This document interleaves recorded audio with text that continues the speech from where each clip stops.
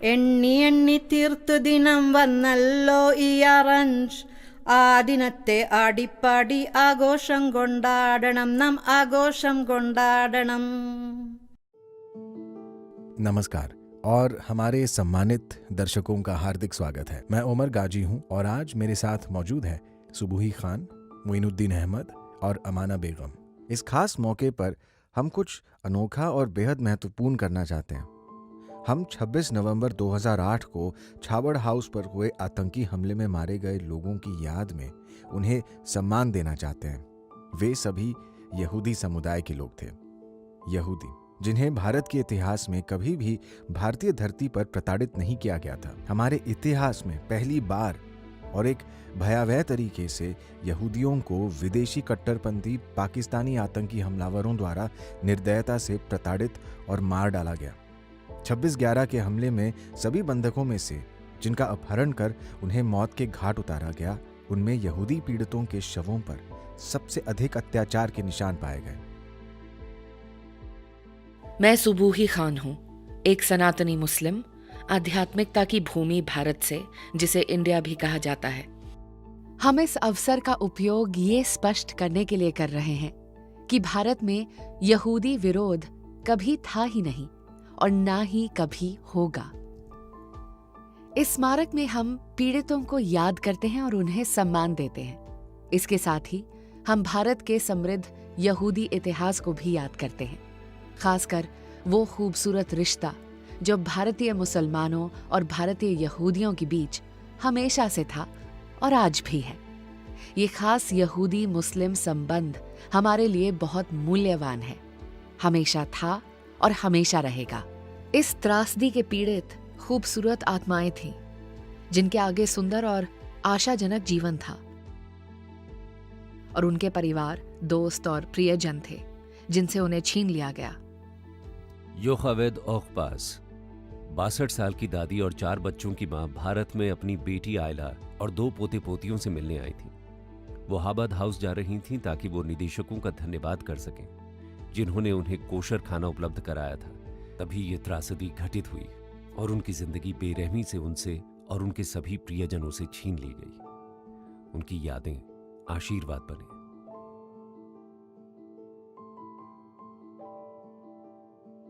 Norma श्वार्ट्ज़ब्लात राबिनोविच 49 साल की Norma एक प्रतिभाशाली कलाकार, उत्साही यात्री और बहुभाषी थीं। उन्होंने भारत में कई महीने यात्रा किए, खासकर पर्वतीय ट्रैकिंग की। वह चबाड़ हाउस में मेहमान के रूप में ठहरी हुई थीं जब आतंकवादियों ने उस पर हमला किया और बेरहमी से उन्हें मार डाला। उन 3 बच्चों से उनकी मां क्रूरता से छीन ली गईं। उनकी यादें आशीर्वाद बने। राबाई लेबिश टीटलबाउम 37 साल के राबाई टीटलबाउम की बेरहमी से हत्या कर दी गई और उन्होंने एक युवा पत्नी और 8 बच्चों का परिवार पीछे छोड़ा। वो एक मशरूम प्रसंस्करण संयंत्र की देखरेख कर रहे थे जो एक कोशेर खाद्य कंपनी के लिए उत्पादन कर रहा था। वो छाबड़ हाउस की सिनेगॉग में प्रार्थना करते हुए शहीद हो गए। उनकी यादें आशीर्वाद बने। 28 साल के बेंजियोन क्रूमन ने 2008 के पहले ही साल में चीन में एक घातक भूकंप से बचकर जान बचाई थी। लेकिन दुख की बात यह है कि मुंबई के चाबाड़ हाउस में ही उन्होंने इस दुनिया को अलविदा कहा और अपनी युवा पत्नी और 3 बच्चों को हमेशा के लिए पीछे छोड़ दिया।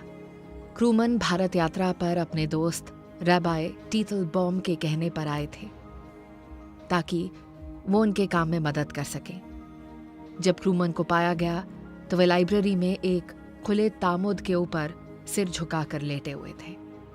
उनकी यादें आशीर्वाद बने। रबाई गैब्रियल और रिवका होल्सबर्ग अपनी शादी के तुरंत बाद भारत आ गए और उन्होंने मुंबई में पहला हाबाद हाउस खोला, जिसे आमतौर पर नरीमन हाउस के नाम से जाना जाता है। उन्होंने कोशर रसोई की स्थापना की और आगंतुकों और निवासियों के लिए साप्ताहिक हाबाद भोज का आयोजन किया। रबाई गैब्रियल ने मुंबई के यहूदी समुदाय, जिसकी संख्या लगभग 5000 है, के लिए किनेसेट एलियाहू सिनेगॉग में प्रार्थना भी आयोजित की। आबाद भोज में 50 से 60 लोग भाग लेते थे और सभी पृष्ठभूमि, धर्म, जातीयता और राष्ट्रीयता के लोगों का स्वागत किया जाता था। 26 नवंबर 2008 की रात को हुए हमले में रबाई गाब्रियल और उनकी पत्नी रिवका होल्सबर्ग, जो उस समय 5 महीने की गर्भवती थी, बहुत जल्द और अत्यंत क्रूरता से इस दुनिया से चले गए। उनका 2 वर्षीय बेटा मोशे उनकी सहायक सैंड्रा सैमुअल द्वारा बचा लिया गया, जिन्होंने बेबी मोशे को अपने बेहोश माता पिता के पास भटकते हुए पाया। वो उसे उठाकर इमारत से बाहर निकल गईं और आतंकवादियों से बाल बाल बच गईं। रबाई गैब्रियल और रिवका होल्सबर्ग एक युवा, गर्मजोशी से भरा सुंदर जोड़ा थे और बेबी मोशे के लिए प्यार करने वाले माता पिता थे। वे यहूदी समुदाय और अपने मित्रों और प्रियजनों के लिए एक प्रकाश और आनंद का स्रोत थे। उनकी यादें आशीर्वाद बने। अगले खंड में जाने से पहले हम एक खूबसूरत उपहार प्रस्तुत करना चाहेंगे, जिसे सुलेखक तौफीक ज़खारिया ने इस त्रासदी के पीड़ितों की स्मृति में बनाया है और जो मुंबई के चबाड़ हाउस को भेंट किया गया है।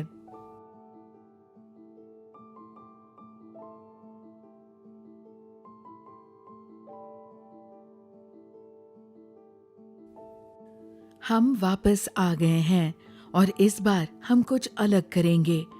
इस बार हम यादों के सफर पर जाएंगे और भारत में यहूदी लोगों और उनके समृद्ध इतिहास के बारे में बात करेंगे। फिर हम बात करेंगे कि भारतीय यहूदी और मुस्लिम लोगों के बीच दोस्ती कितनी खास और अद्वितीय रही है और आज भी वह दोस्ती वैसी की वैसी कायम है। यहूदी भारत में सदियों से बसे हुए हैं, संभवतः हजारों वर्षों से। कुछ यहूदी, जैसे मिजोरम और मणिपुर के ब्ने मनासे को प्राचीन खाई हुई इजरायली जातियों के वंशज माना जाता है, जो हजारों साल पहले लेवांट से भटकते हुए चले गए।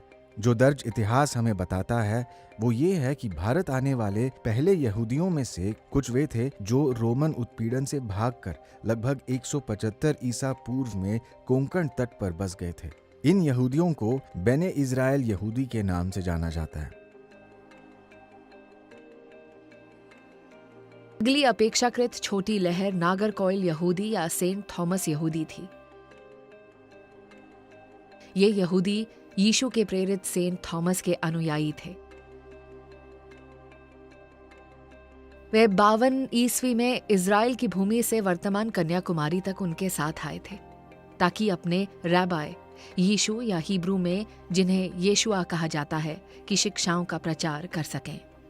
अगला समुदाय जो भारत आया वो थे कोचिन यहूदी, जो 1492 ईस्वी में स्पेन के कैथोलिक्स द्वारा निकाले गए थे। इसके बाद 16वीं सदी में एक और लहर आई जब पुर्तगाली और स्पेनी यहूदी, जो स्पेनिश इंक्विजिशन से भाग रहे थे, भारत पहुंचे और गोवा और चेन्नई में बस गए।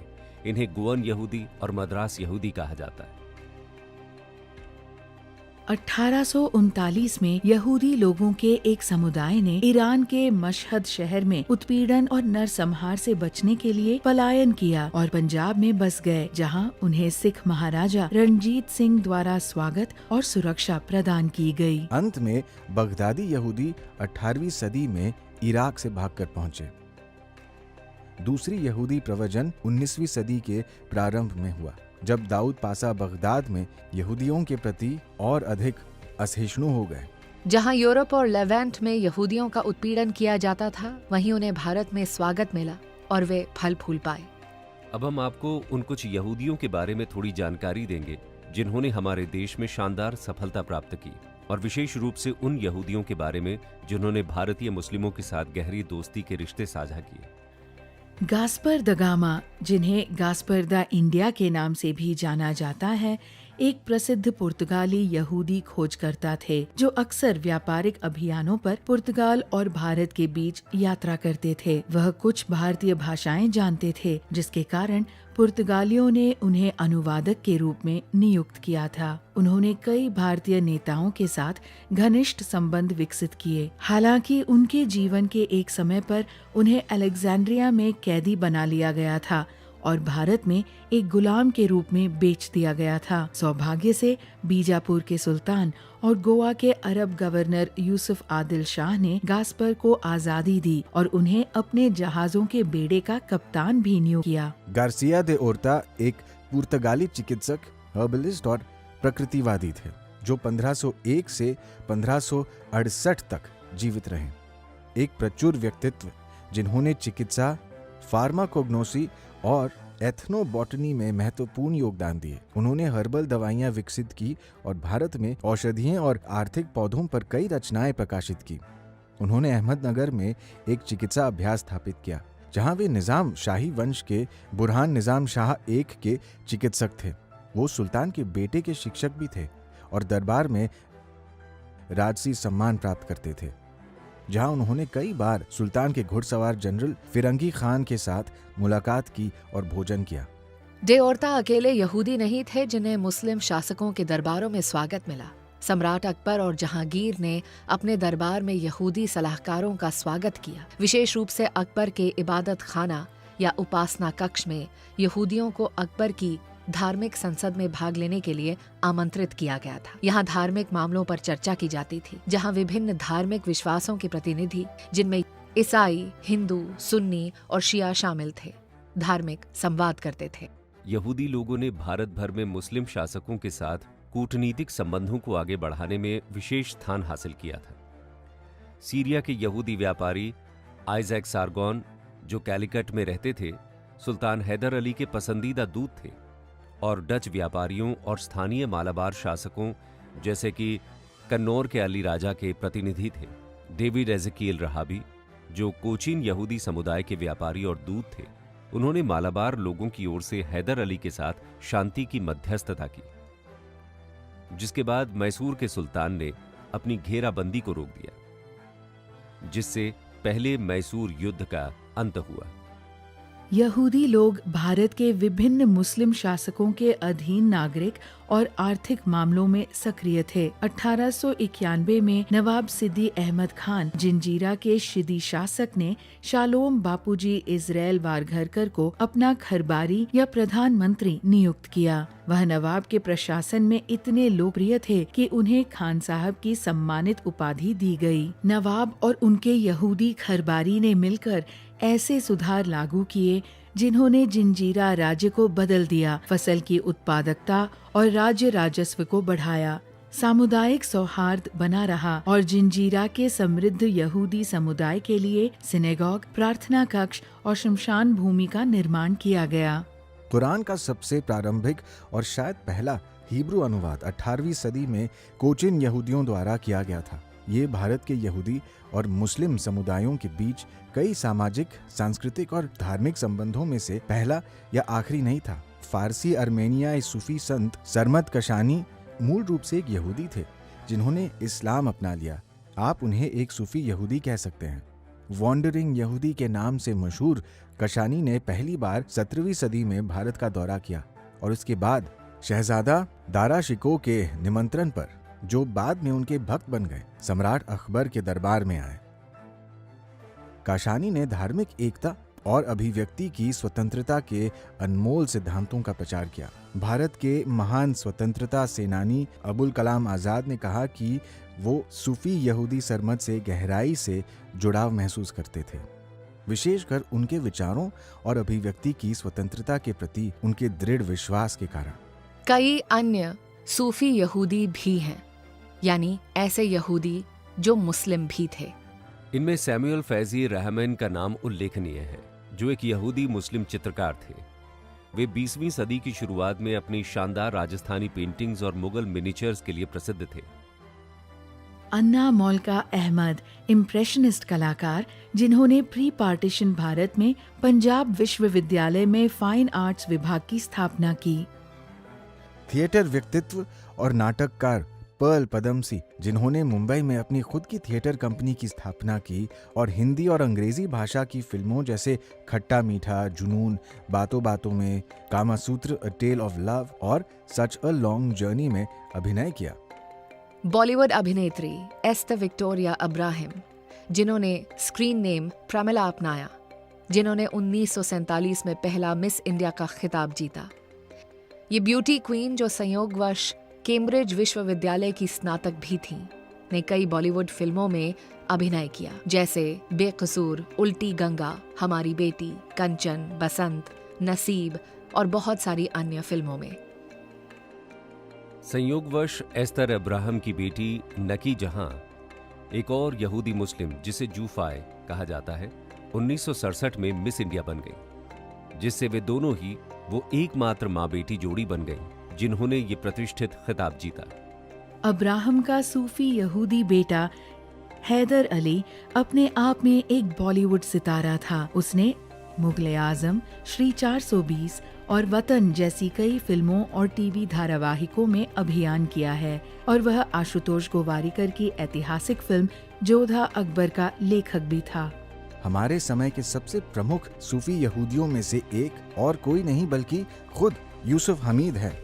वो मुसलमान उद्योगपति ख्वाजा अब्दुल हमीद के बेटे हैं, जो भारत के स्वतंत्रता आंदोलन में सक्रिय सदस्य थे। यूसुफ की मां लुबा डेर्जान्स्का एक लिथुवेनियाई यहूदी थी, जो जर्मनी में नाजी उत्पीड़न से बचकर सुरक्षित जीवन के लिए भारत आई थी। यूकू के नाम से मशहूर हमीद सिप्ला के अरबपति सीईओ हैं, जो दुनिया की प्रमुख फार्मास्यूटिकल कंपनियों में से एक है। उन्होंने अपनी महत्वपूर्ण रिसर्च और विकासशील देशों को HIV, एड्स, तपेदिक, अस्थमा और अन्य बीमारियों के इलाज के लिए आवश्यक दवाएं उपलब्ध कराने के लिए लगातार प्रयास और हस्तक्षेप के कारण बहुत सम्मान और पहचान हासिल की है। 2005 में भारत सरकार ने उन्हें पद्म भूषण, देश का तीसरा सर्वोच्च नागरिक सम्मान, से सम्मानित किया। सूफी यहूदी का संबंध दोनों तरफ जाता है। जिस तरह कई यहूदियों ने मुस्लिम परंपराओं के साथ जुड़ाव बनाया और उन्हें अपनाया, वैसे ही कई प्रमुख भारतीय मुसलमानों पर भी यहूदियों का गहरा प्रभाव पड़ा। भारत में मुस्लिम जीवन में यहूदी प्रभाव का सबसे महत्वपूर्ण प्रमाण आधुनिक कला का समकालीन दृश्य है। 1930 और 1940 के दशक में कई यहूदी यूरोप में यहूदी विरोध और नाजी उत्पीड़न से बचकर भारत आए। इनमें कैथे लैंगहैमर, इमैनुअल श्लेसिंगर और रूडोल्फ वॉन लेदेन शामिल थे। इन तीनों कला प्रेमियों और संग्राहकों ने भारत में कला आंदोलन पर और मुस्लिम कलाकार मकबूल फिदा हुसैन और सैयद हैदर रजा के करियर को बढ़ावा देने में महत्वपूर्ण प्रभाव डाला। बॉलीवुड में कई मुसलमानों को यहूदी संस्कृति और लोक कथाओं से भी प्रभावित किया गया था। हावन की फिल्म जू, जिसका मतलब यहूदी है, रोमन साम्राज्य द्वारा यहूदियों के उत्पीड़न पर आधारित एक ऐतिहासिक काल्पनिक ड्रामा थी। इसे वजाहत हुसैन मिर्जा चंगेजी ने लिखा था, जो मोहम्मद शाह के उपन्यास पर आधारित थी, और इसमें दिलीप कुमार या मोहम्मद यूसुफ खान, मीना कुमारी या महजबीन बानो, नजीर हुसैन और निगार सुल्ताना जैसे अभिनेता थे। बॉलीवुड यहूदी और मुसलमानों के लिए एक आदर्श मिश्रण स्थल और संगम बिंदु था। यहूदी के मुसलमानों की तरह यहूदी अभिनेता विमला, एजरा मीर और सुलोचना ने नूरजहां और अनारकली जैसी मुस्लिम थीम वाली फिल्मों में केंद्रीय भूमिकाएं निभाई थीं। एनी सैमसन एक और यहूदी थीं, जिन्होंने मुसलमानों के जीवन पर बड़ा प्रभाव डाला। 1939 में उन्होंने मुंबई में Anjuman e Islam Saif Tyabji girls high school और junior college of art and science की स्थापना की और प्रिंसिपल बनी। आज इस स्कूल में 5000 से अधिक मुस्लिम छात्राएं पढ़ाई कर रही हैं। सैमसन मुस्लिम लड़कियों के लिए शिक्षा की प्रबल समर्थक और अग्रणी थीं। जोसेफ होरोविट्ज एक और यहूदी विद्वान और शिक्षाविद थे, जिन्होंने 1907 से 1914 तक अलीगढ़ के मोहम्मदन एंग्लो ओरिएंटल कॉलेज में अरबी और इस्लामी अध्ययन की शिक्षा दी। शिक्षण के साथ साथ उन्होंने भारत सरकार के लिए पूरे भारत से 12,000 से अधिक मुसलमानों अभिलेखों और अरबी और फारसी में संकलन और अनुवाद किया। एक और यहूदी डॉक्टर राशेल रूबेन ने मुस्लिम प्राकृतिक विज्ञानी और पक्षीविद हुमायूं अब्दुल अली, जो कि भारत के बर्डमैन सलीम अली के चचेरे भाई थे, पर एक प्रभावशाली जीवित कथा और श्रद्धांजलि लिखी। डॉक्टर रूबेन भारतीय चिकित्सा अनुसंधान परिषद ICMR के वेक्टर नियंत्रण अनुसंधान केंद्र की संस्थापक सदस्य थी और बॉम्बे नेचुरल हिस्ट्री सोसाइटी की कार्यकारी सदस्य भी थी, जहां उन्होंने हुमायूं अब्दुल अली के साथ घनिष्ठ मित्रता विकसित की। भारतीय यहूदी और मुस्लिम समुदाय एक दूसरे की धार्मिक गतिविधियों में कई अंतरंग तरीकों से भाग लेते हुए साथ साथ रहते आए हैं। 20वीं सदी के शुरुआती वर्षों में जबलपुर में एक बहुत ही छोटा यहूदी समुदाय था। इतनी छोटी कि शहर के स्थानीय मुस्लिम उनके साथ उनके नववर्ष के जुलूसों में शामिल होते थे और रेलवे स्टेशन से लेकर यहूदी प्रार्थना हॉल तक नाचते और खुशियां मनाते हुए साथ में यहूदी धर्म ग्रंथ टोरा को भी साथ ले जाते थे। आज भारत में जहां यहूदी समुदाय के सदस्य कई शहरों में बस कुछ ही हाथों में सिमट गए हैं, बहुत सी सिनेगोगों और कब्रिस्तानों की देखभाल अब मुस्लिम देखरेखकर्ताओं द्वारा की जाती है, जिनके बिना इन्हें नजरअंदाज किया जाता। मुस्लिम परिवार अब कोलकाता की 3 प्रमुख सिनेगोगों बेथ एल, मागेन डेविड और नेवे शालोम की देखभाल करते हैं और कोलकाता, बेंगलुरु, कोच्चिन और मुंबई के कब्रिस्तान भी मुसलमानों के संरक्षण में हैं। मोहम्मद अब्दुल यासीन और उनके बेटे मुंबई के अकेले ऐसे कब्र खुदाई करने वाले हैं जो हिब्रू में कब्रों पर खुदाई करते हैं। लेकिन यह सिर्फ यहूदी स्मारकों को बनाए रखने और संरक्षित करने में नहीं है कि मुसलमान गहरे रूप से शामिल हैं। कोलकाता की यहूदी बेकरी नाहुम एंड सन्स में सभी सामान मुस्लिम शेफ द्वारा बनाए जाते हैं। भारत के केवल एकमात्र हिब्रू शिक्षक खुर्शीद इमाम एक निष्ठावान मुसलमान है और कोचिन की आखिरी यहूदी सारा कोहेन ने अपने मुस्लिम देखभालकर्ता और सहायक थाहा को हिब्रू पढ़ना और कढ़ाई करना सिखाया था ताकि वह हिब्रू कढ़ाई वाले रुमाल बेच सके, इससे पहले कि वह निधन हो जाए। भारतीय यहूदियों और मुसलमानों के बीच सैकड़ों सालों से चल रही अनगिनत सुंदर रिश्तों में से यह केवल कुछ ही उदाहरण हैं। ये वीडियो 26/11 के चाबाड हाउस के पीड़ितों को याद करने और लोगों को एक साथ लाने का एक प्रयास है। हमें उम्मीद है कि आपको ये वीडियो पसंद आया होगा और ये सूचनात्मक, प्रेरणादायक और शिक्षाप्रद साबित हुआ होगा। इस वीडियो को देखने के लिए धन्यवाद।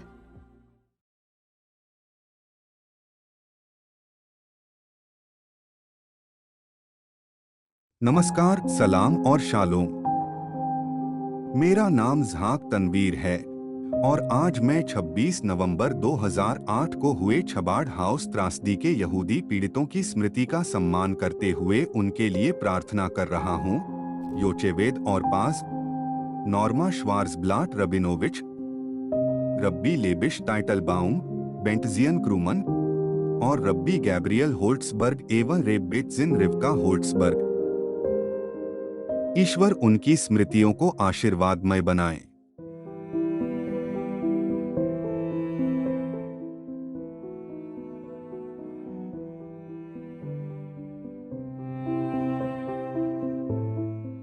मैं इस अवसर पर भारतीय मुसलमानों और यहूदियों के बीच मित्रता को भी याद करना चाहूंगा, जो सदियों से घनिष्ठ, पवित्र और पोषित रही है।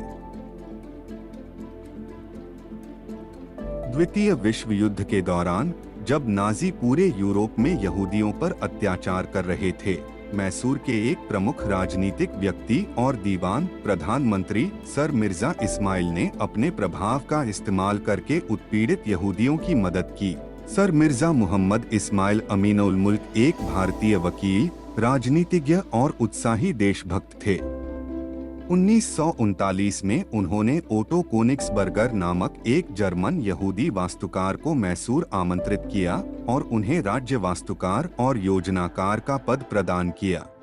1933 में बर्लिन के ओलंपिक स्टेडियम के अपने उत्कृष्ट डिजाइन के लिए पुरस्कार जीतने वाले एक प्रख्यात वास्तुकार कोनिग्सबर्गर अंततः जर्मनी छोड़कर मिस्र चले गए, क्योंकि यूरोप में नाजी उत्पीड़न लगातार बढ़ रहा था। उनके चाचा नोबेल पुरस्कार विजेता भौतिक विज्ञानी मैक्स बॉर्न थे, जो जर्मनी से भागकर भारत आए थे।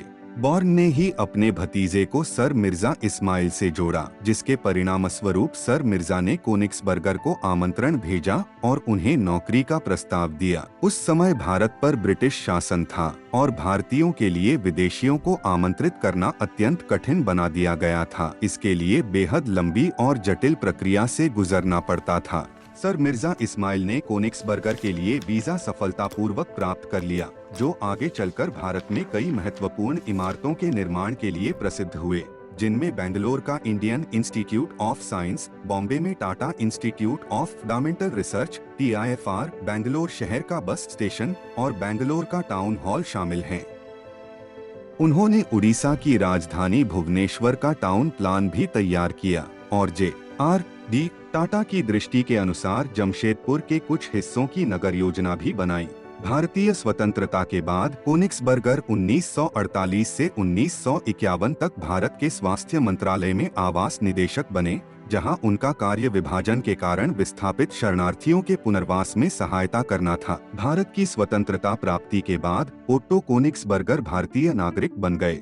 एक और प्रसिद्ध यहूदी व्यक्तित्व जो 1930 के दशक के अंत में सर मिर्जा इस्माइल के निमंत्रण पर भारत आए, वे मॉरिस फ्राइडमैन थे, जो पोलैंड के क्राकोव के यहूदी बस्ती से थे।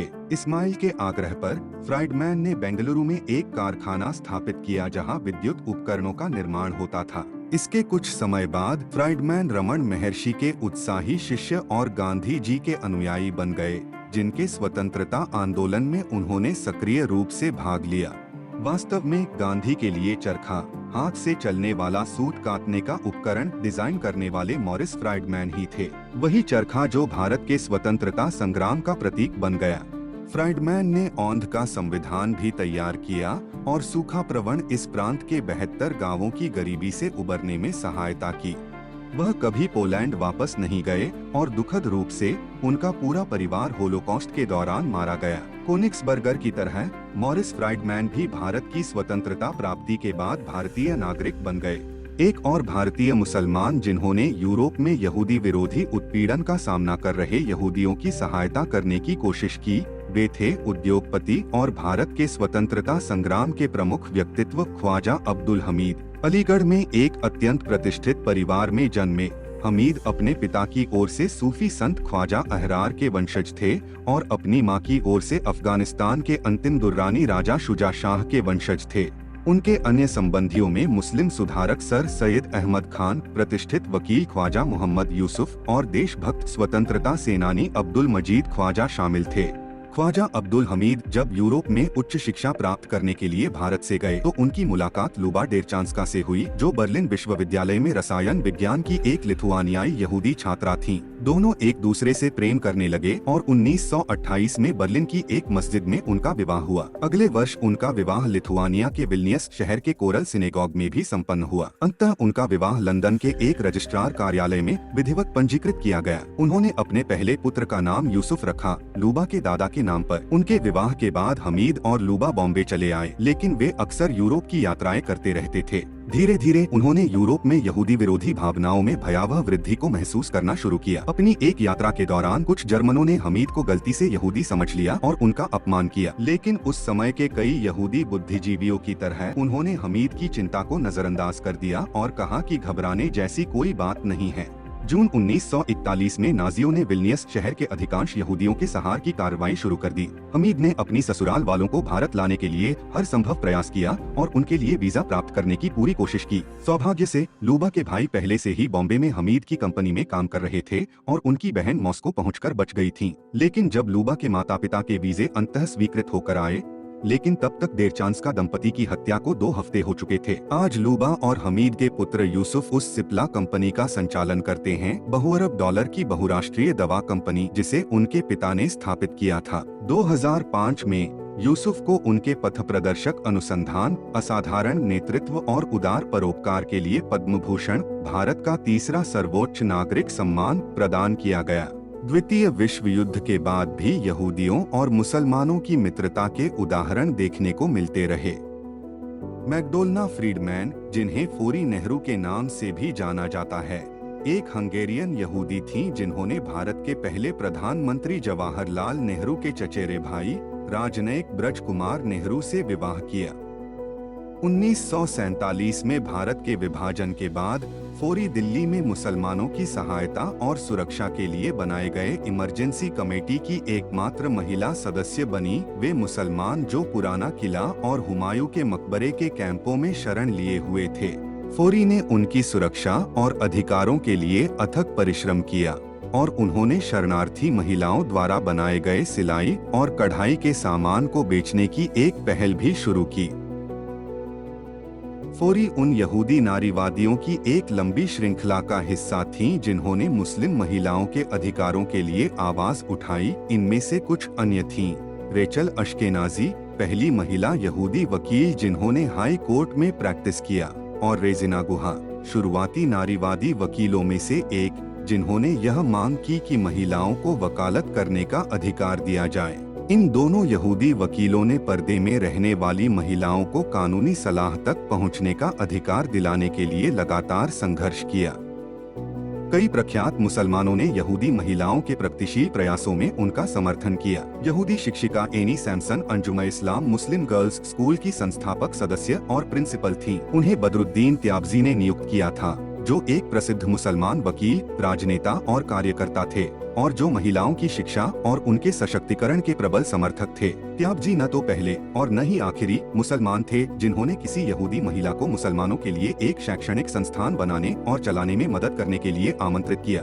दिल्ली की जामिया मिलिया इस्लामिया विश्वविद्यालय के 3 संस्थापकों जाकिर हुसैन, आबिद हुसैन और मोहम्मद मुजीब ने अपनी बर्लिन की यहूदी मित्र गर्डा फिलिप्स बोर्न को विश्वविद्यालय को उनके साथ मिलकर बनाने के लिए आमंत्रित किया। बर्लिन में पढ़ाई के दौरान इन तीनों ने गर्डा को गांधी के आत्मनिर्भरता और स्वतंत्रता के लिए अहिंसक संघर्ष के विचारों से परिचित कराया था। उनके आदर्शवाद और मुसलमानों के लिए एक विश्वस्तरीय शैक्षणिक संस्थान बनाने के उनके सपने से प्रेरित होकर गर्डा ने अपने समृद्ध परिवार और बर्लिन में एक सफल ओपेरा गायिका के रूप में अपना करियर छोड़ दिया। 1932 में भारत आ गईं और 1933 में जामिया से जुड़ गईं। जब वे विश्वविद्यालय पहुंची तो जाकिर हुसैन, जो आगे चलकर भारत के तीसरे राष्ट्रपति बने, ने व्यक्तिगत रूप से बच्चों को उनसे परिचित कराते हुए कहा, यह आपकी आपाजान हैं, जो जर्मनी से आई हैं। ये आपके साथ रहेंगी और आपकी देखभाल करेंगी। आपाजान उर्दू का एक स्नेहपूर्ण संबोधन है जिसका अर्थ है बड़ी बहन। आज गर्डा की कब्र जामिया के मुसलमान कब्रिस्तान में है और उस पर उर्दू और इंग्लिश दोनों में यह उत्कीर्ण है। गर्दा Philips born आपाजान 30 April 1895 14 April 1943 served Jamia Millia Islamia from 1st January 1933 to 14th April 1943। गर्दा, जो कभी उर्दू का एक भी शब्द नहीं जानती थीं, धीरे धीरे भाषा में इतनी प्रवीण हो गईं कि वे इसी भाषा में अपने छात्रों को पढ़ाने लगीं। वे भी अपने पत्रों से जवाब दें और इन पत्रों में वे शिक्षा संबंधी मुद्दों, समसामयिक घटनाओं, विश्व मामलों, विदेशों के ज्ञान से लेकर रचनात्मक लेखन और कथा साहित्य हर विषय पर चर्चा करती थीं, जो प्रतिदिन उन्हें नहलाने, उनके बाल धोने और उनमें तेल लगाने, उनकी स्वच्छता पर नजर रखने, पाठ्येतर गतिविधियों और कला एवं शौक संबंधी कार्यों का आयोजन करने और अपनी देखरेख में सौंपे गए बच्चों को दुलार और सेवा से संवारने का काम करती थीं। गर्डा जाकिर हुसैन की निजी सलाहकार बन गई थीं, जिससे उनकी भूमिका और भी प्रभावशाली हो गई, विशेषकर तब जब गांधी जी ने हुसैन को देश की बेसिक नेशनल एजुकेशन योजना का प्रभारी बनाया। अपनी मृत्यु से लगभग 1 महीने पहले हुसैन ने अपनी पुस्तक तालीमी खुतबात अर्थात शैक्षिक भाषण गर्डा को समर्पित की। आपाजान गर्डा फिलिप्स बोर्न। आपाजान किताब के अंतिम पन्ने अभी अभी छपे हैं। मैंने जो कुछ कहा है और जिस तरह कहा है वह आपके प्रभाव को दर्शाता है। आपने जामिया समुदाय के दिलों में अपने लिए एक जगह बना ली है, लेकिन शायद आपको यह एहसास नहीं कि यहाँ आपको कितनी गहराई से सम्मान और प्रेम दिया जाता है। इन सुंदर कहानियों से यह स्पष्ट होता है कि भारतीयों ने कभी भी यहूदियों के प्रति शत्रुता नहीं रखी। वस्तुतः भारतीय मुसलमानों ने अपने यहूदी भाइयों और बहनों के साथ सबसे घनिष्ठ पारिवारिक और मैत्रीपूर्ण संबंध विकसित किए। भारतीय मुसलमानों और यहूदियों के बीच मुलाकातों और संबंधों की सूची अनथीन है, लेकिन आशा है कि मैंने यह सार प्रस्तुत करने में सफलता पाई है कि इन दोनों समुदायों के बीच जो आत्मीयता रही है और भारत में हमेशा बनी रहेगी। शाश्वत मित्रता की इस कहानी को देखने और सराहने के लिए धन्यवाद। सलाम और शालोम।